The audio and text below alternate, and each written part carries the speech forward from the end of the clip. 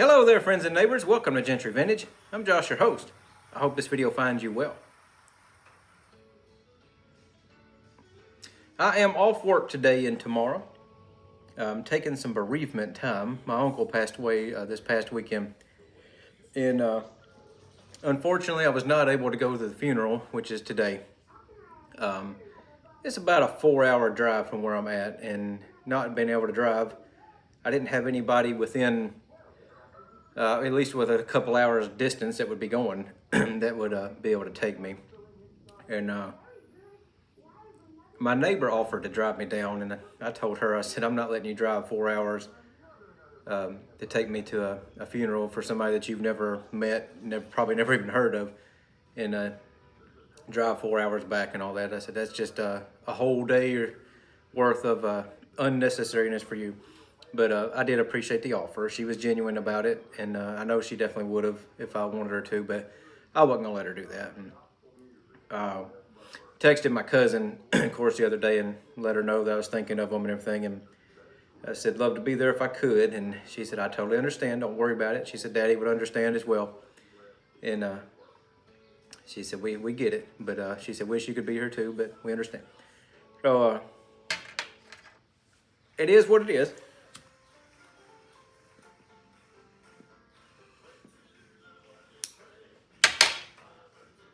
So I am attempting to enjoy a couple days off from work. I've come out here in the shop today and gonna try to do some much needed cleaning and organizing. It's an absolute disaster out here right now. And with the warm weather right around the corner, I want to get this place straightened up so I can start getting some projects done and, you know, have room to work and stuff out here. It's just, man, it looks like a bomb went off in here. I still got some yard Christmas decorations sitting over up here on the floor. I think there's some more Christmas decorations over there. All my extension cords that was out in the yard are still halfway rolled up over here in the floor. Man, yeah, it looks like something exploded in here for real. But gonna try to get all that, some of that at least straightened up. It ain't gonna happen in a day's time, but we're gonna try at least to make a dent.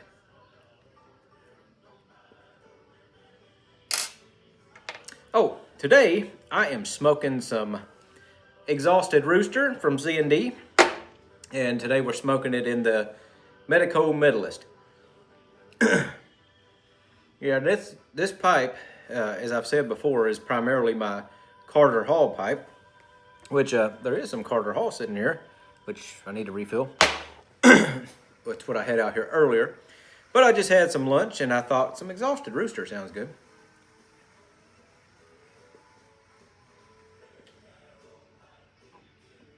And before I go any further,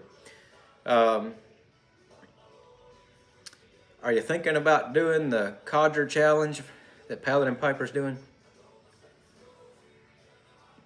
First of all, if you're not familiar with Paladin Piper, you need to go check him out.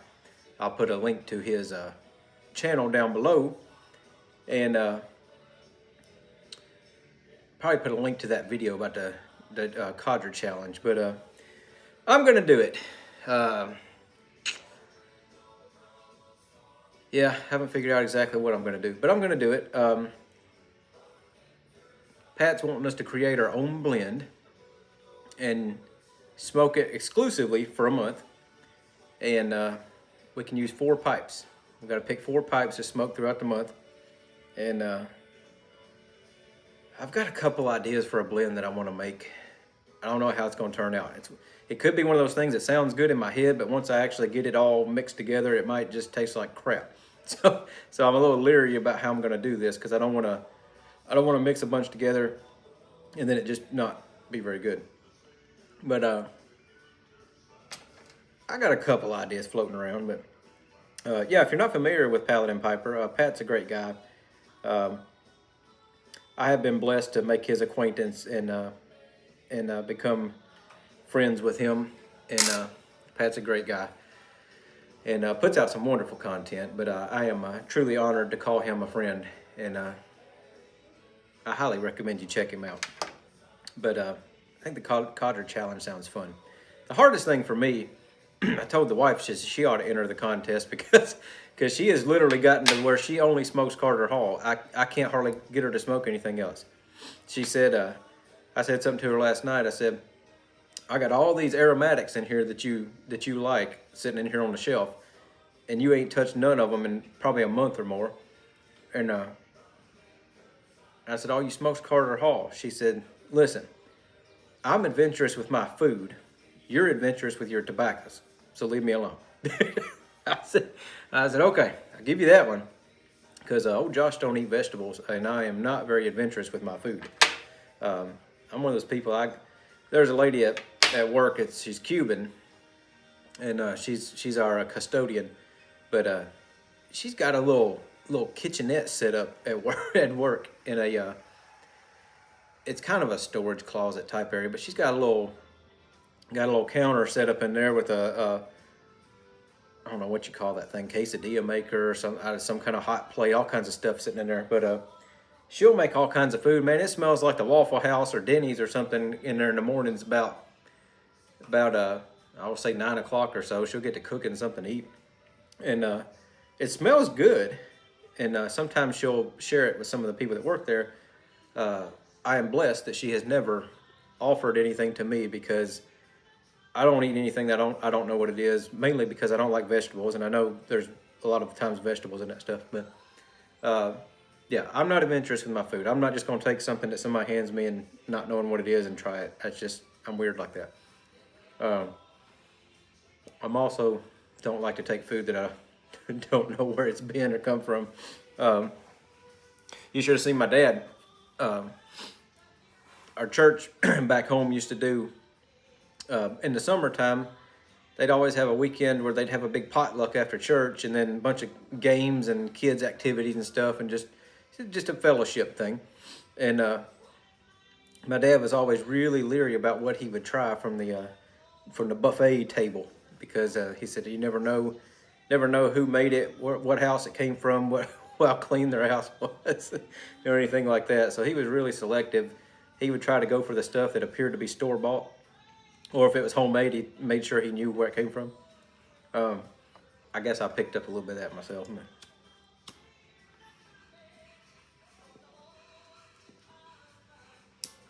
But anyhow, the hardest part for me on the codger challenge is going to be smoking exclusively one blend for a month. So whatever I do make, I'm going to have to make sure it's something I really like, because I like to switch it up.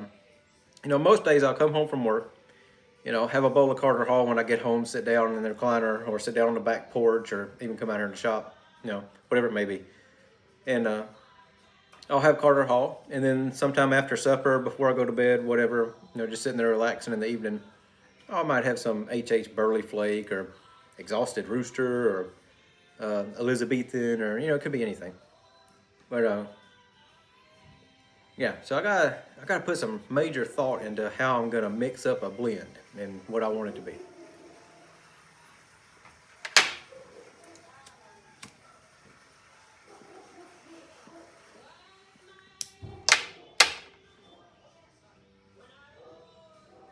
By the way, if you can hear the music in the background, I am listening to, it's an online radio station. There's also an app, and it is called Real Southern Gospel Radio. And if you like Southern Gospel, it is a wonderful station based out of Middle Tennessee, where I'm from. And I actually learned about this station from Brother Al Wenzel, Wenzel's World. And ever since he mentioned it one day, I've been listening to the crap out of it. It's good. I grew up listening to a lot of Southern Gospel.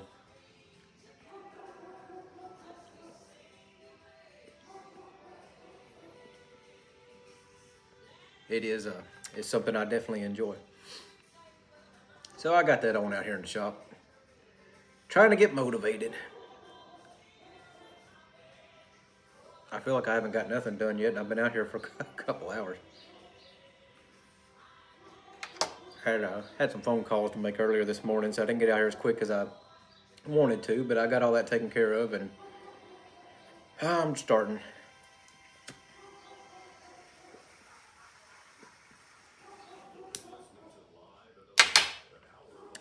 A dear friend of mine texted me the other day and said that they really enjoyed my video when I did the review of Exhausted Rooster.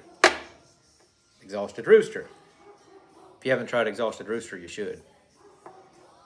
If you like Perique. There's not a lot of Perique in here, but I think it's just the right amount. I enjoy this. But anyway, they said that they really enjoyed my video and said that I seemed really happy, abnormally happy, I guess. And I got to thinking about it, and I said, I guess I haven't really been myself lately. If I want to be honest with myself and everybody else, to be totally honest, I guess I'm still grieving in a way. The death of my dad back in October has just really hit me hard. It's really affected me, and more than I realized. And I didn't really start thinking about that until the wife was on the phone with somebody one day, and a week or two ago, whenever it was, I don't even remember. But I was in the other room, and I heard her on the phone, and they said, she had it on speaker, and they asked how I was doing, and she said, he thinks he's doing good, but he's not.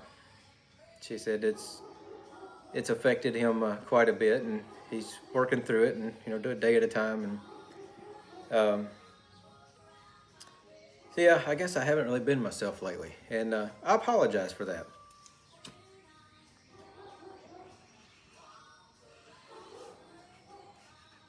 I do this channel because it's something I enjoy doing. It's a hobby that I enjoy, and I enjoy sharing it with y'all and watching your content and everything. And it's a family. It's a big community. We're a big family, and I really enjoy it. And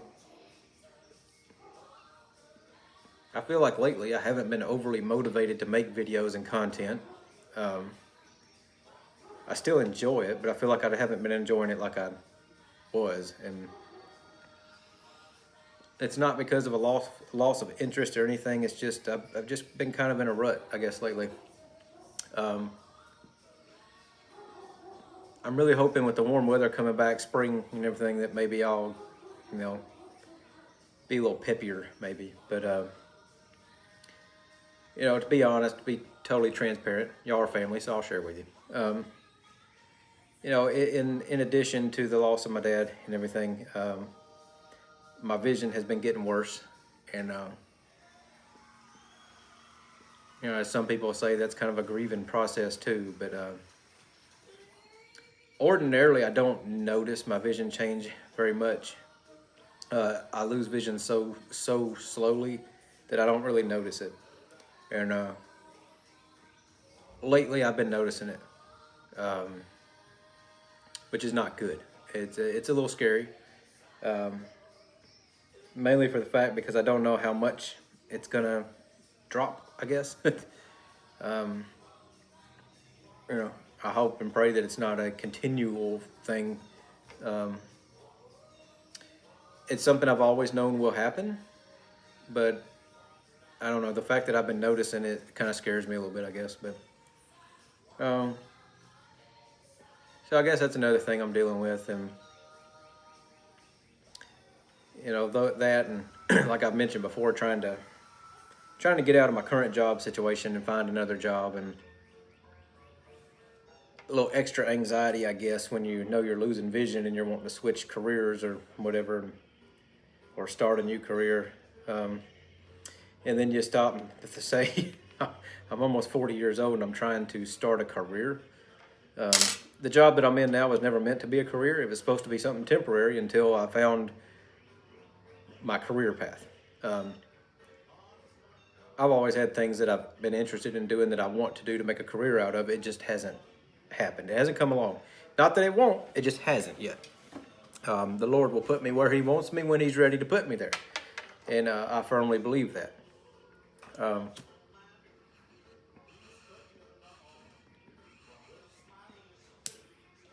But I've been in my current job for 10 years this month, and as I've said before, there's nowhere to go, nowhere up to go from here in my company or whatever. So it's physically and mentally exhausting, and it's just time for me to move on. I want to have a job, a career that I can get up every morning and be excited to do, something I want to do, something I love to do, not something I have to get up and have to do. Of course, I think that's everybody's goal, isn't it? But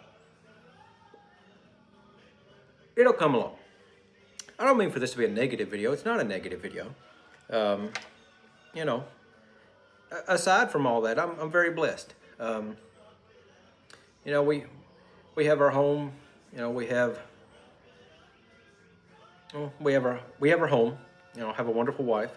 For the most part, I have my health. You know, I'm starting to get a little older now, and of course, like I said, my job, starting to feel a little older now. Sometimes I feel like I'm 80 when I get up in the morning, but you know, all in all, I have my health. I have a job. You know, is it the best job in the world? No, but I have a job. I have a roof over my head. I have a wonderful wife. We have a wonderful church family, even though we're kind of sort of in the process of potentially changing churches. This new church seems to be a wonderful church family as well. Update on that. We went to the new church this past Sunday as well. And there was, I think he said 54 people showed up in attendance last Sunday, which is a record, he said, for attendance since he's been pastoring this church for the past almost 8 months. And several of the people were visitors. There was a gentleman that turned 91, and he had several of his family members visiting with him, but they still count. They might come back. You never know. But we have never in the, well, I say never, in the 3 or 4 weeks or times or whatever that we've attended, there was more people that came up to us this past Sunday to introduce themselves, just say hello, welcome, whatever, than any of the other times we went. And a few of those people is because they didn't see us the Sunday before due to the weather and everything. We stayed home that Sunday. But apparently us not coming back, they actually missed us. Like, actually missed us. Several of them came running up to us and was like, "We're so glad you're back. We noticed you weren't here and was hoping everything was okay." And I was like, these people really care. And it's a really good feeling. But they seem like just a wonderful group of people. And part of our reason for considering changing churches is we wanted church. If you haven't, I've mentioned it in another video before, but if you haven't seen that and you care to know, we love our church, love our church family, but it is literally on the other side of town. And with me and the wife not being able to drive due to our vision, we wanted to consider finding a church closer to home, something we can be more involved with, and you know, be more active with our church family, get to know them better, and you know, be more involved in church. And I feel like we may have found that in this church. You know, I don't want to jump the gun too fast, but just from what I've seen so far, I believe we may have found what we're looking for. And I told the wife the other day, I said, I kind of feel like we're supposed to be there. There's a reason why we're there. And preacher's wonderful. Him and his wife actually drove us home last Sunday. He came up and he said, "How y'all getting home?" I said, "Oh," he said, "How'd y'all get here?" I said, "We took an Uber." He said, "Well, you're not taking an Uber home." He said, "We're taking you home." I said, No, you don't need to do that. I said, "Y'all probably got plans or whatever." He said, "No, this Sunday we actually don't." He said, "We got some family coming through this afternoon into town." And he said, "We're actually going straight home to do a little house cleaning before they get into town." And he said, "It'll give us a chance to talk a little bit on the way home and everything." And he said, "So we're taking you home." Of course, I couldn't really say no to that. But we were very grateful for that. But he's a wonderful man. I enjoy talking with him. We talked on the phone some last week too, and just trying to get to know each other a little bit. And yeah, I feel like God has put us there for a reason. Like I said, we love our current church and church family, but I don't know. I kind of feel like God's put us in this new church for a reason. Like I feel like we're supposed to be there.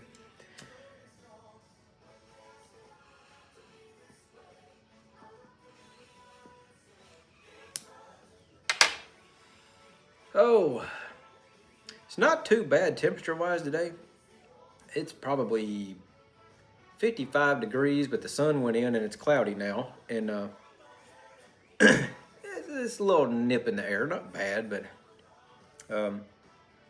yeah, if you wonder why I wear this jacket in most of my videos, this has become my shirt, jacket, whatever you want to call this thing. This has kind of become my shop / yard jacket. So usually when I'm coming out here to do something, I throw this on, and it's probably that's why you see it so much. But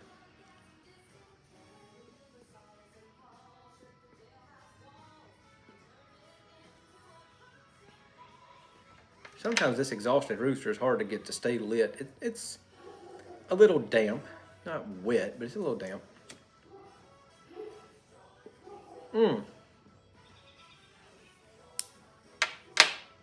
So I mentioned when I did the last video that I had another blend I wanted to do a review on. I actually come out here the other day and did a video after work with that other blend. And to be totally honest with you, I was kind of disappointed in the blend. I ended up deleting the video. I decided not to post it because I don't know, I'm gonna spend a little bit more time with that blend and see if my opinion changes, but I just was not happy with it. Maybe it just wasn't what I was hoping it would be. I don't know, but I was not impressed at all. Maybe I'll smoke it a little more and try to do another video, but I don't know. I wasn't very happy with it.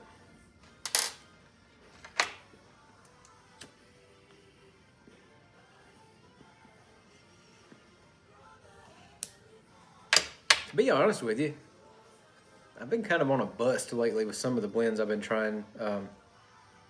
This Exhausted Rooster is really the first one I've tried, new out of the tin in a while that I've actually been really impressed with. Everything else I've been trying lately has just been kind of mediocre and decent, I guess. But yeah, this first one I've tried in a while that I really like, that I can honestly say I'll buy more of. I would definitely like to put some of this in the cellar, let it get some age on it.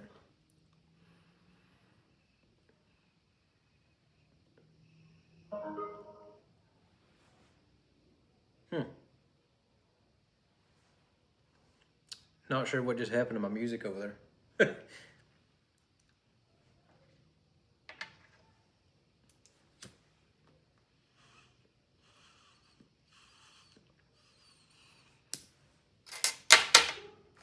But friends, it is, I don't even know what time it is. I had some lunch, sat down enjoying the pipe here for a few minutes, and I need to get up and get motivated and get back to work here. Get some tunes back on and see what I can tear up in here.